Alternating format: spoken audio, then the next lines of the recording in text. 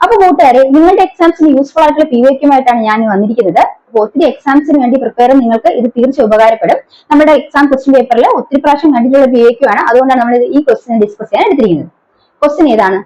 Vitamin എയുടെ തുടർച്ച അഭാവം മൂലം കാഴ്ചശക്തി നഷ്ടപ്പെടുന്ന രോഗാവസ്ഥ അറിയപ്പെടുന്നത് ഏത് പേരിലാണ്?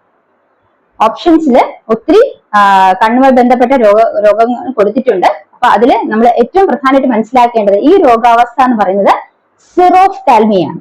വൈറ്റമിൻ എയുടെ തുടർച്ച അഭാവം മൂലം കാഴ്ചശക്തി നഷ്ടപ്പെടുന്ന കണ്ണുകൾക്കുണ്ടാകുന്ന രോഗാവസ്ഥയാണ് സിറോഫ്താൽമിയ.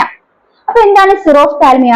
സിറോഫ്താൽമിയ രോഗം ബാധിക്കുന്ന സമയത്ത് കണ്ണുകളിലെ കോർണിയയ്ക്കും അതുപോലെ തന്നെ നേത്രാവരണവും വരളുകയും അതിനനുസരിച്ച് കോർണിയ അതാര്യമാവുകയും ചെയ്യുന്നു. അത്തരത്തിൽ കാഴ്ചശക്തി നഷ്ടപ്പെടുന്നു. ഈ ഒരു രോഗാവസ്ഥയ്ക്കാണ് സിറോഫ്താൽമിയ എന്ന് അറിയപ്പെടുന്നത്. അടുത്ത കണ്ണുമായി ബന്ധപ്പെട്ട മറ്റൊരു രോഗാവസ്ഥയാണ് വർണ്ണാന്ധത. ഇവിടെ മനസ്സിലാക്കേണ്ടത് ഇതൊരു പാരമ്പര്യ രോഗമാണ്. അപ്പൊ കണ്ണിനെ ബാധിക്കുന്ന ഒരു പാരമ്പര്യ രോഗം ഏതാണെന്ന് വെച്ചാൽ വർണ്ണാന്ധതയാണ്, അല്ലെങ്കിൽ കളർ ബ്ലൈൻഡ്നെസ് എന്ന് അറിയപ്പെടുന്നു. ഇനി വർണ്ണാന്ധത എന്ന് പറയുന്നത് എന്താണ്? അതായത് കണ്ണിലെ റെറ്റിനയിലെ കോൺ കോശങ്ങൾ കാണപ്പെടുന്നു. ഈ കോൺ കോശങ്ങൾക്ക് പച്ച, ചുവപ്പ്, നീല എന്നീ വർണ്ണങ്ങളെ തിരിച്ചറിയാനുള്ള കഴിവുണ്ട്.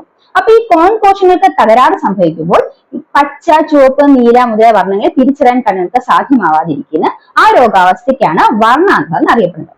മാത്രമല്ല, ജോൺ ഡാൾട്ടൺ എന്ന ശാസ്ത്രജ്ഞന് ഈ രോഗം ഉണ്ടായിരുന്നാൽ ഈ രോഗത്തെ ഡാൾട്ടനിസം എന്ന് കൂടി അറിയപ്പെടുന്നു. ഇനി ഇഷിഹാര കളർ ടെസ്റ്റ് ഉപയോഗിച്ച് നമുക്ക് ഈ രോഗത്തെ നിർണ്ണയിക്കാൻ സാധിക്കുന്നത്. അടുത്ത കണ്ണുമായി ബന്ധപ്പെട്ട മറ്റൊരു രോഗമാണ് അസ്റ്റിഗ്മാറ്റിസം. എന്താണ് അസ്റ്റിഗ്മാറ്റിസം? അവിടെ നിന്ന് മനസ്സിലാക്കേണ്ടത് ലെൻസിന്റെയും കോർണിയയുടെയും വക്രതയിൽ ഉണ്ടാകുന്ന തകരാറ് മൂലം ശരിയായതും അല്ലെങ്കിൽ പൂർണ്ണമായതും ശരിയായതും ഒരു പ്രതിബിംബം ലഭിക്കാൻ സാധിക്കില്ല. അപ്പൊ ഇത്തരത്തിൽ കണ്ണുകൾക്ക് പൂർണ്ണമായ ഒരു പ്രതിബിംബം ലഭിക്കാൻ കഴിയാതെ വരുന്ന അവസ്ഥയാണ് അസ്റ്റിഗ്മാറ്റിസം എന്നറിയപ്പെടുന്നത്. ഇത് സിലിണ്ടറിക്കൽ ലെൻസ് ഉപയോഗിച്ച് നമുക്ക് പരിഹരിക്കാവുന്നതാണ്.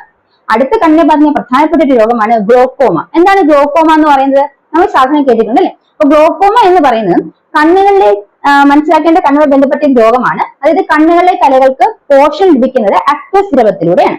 അപ്പൊ ഈ അക്വസ് ദ്രവം പുനരാഗിരണം ചെയ്യും എന്തെങ്കിലും തകരാറ് സംഭവിക്കും. അക്വസ് ദ്രവത്തിന് പുനരാഗിരണത്തിന് എന്തെങ്കിലും തകരാറ് സംഭവിക്കുമ്പോൾ കണ്ണിലെ മർദ്ദം കൂടുന്നു.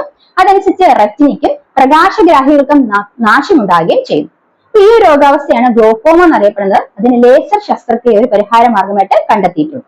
അപ്പൊ നമ്മൾ ഇന്ന് എക്സാം പോയിന്റ് ഓഫ് വ്യൂല് മനസ്സിലാക്കേണ്ട പ്രധാനപ്പെട്ട കണ്ണിനെ ബാധിക്കുന്ന രോഗങ്ങളാണ് മനസ്സിലാക്കിയത്. അപ്പൊ തീർച്ചയായും പഠിച്ചു വെച്ചോളൂ.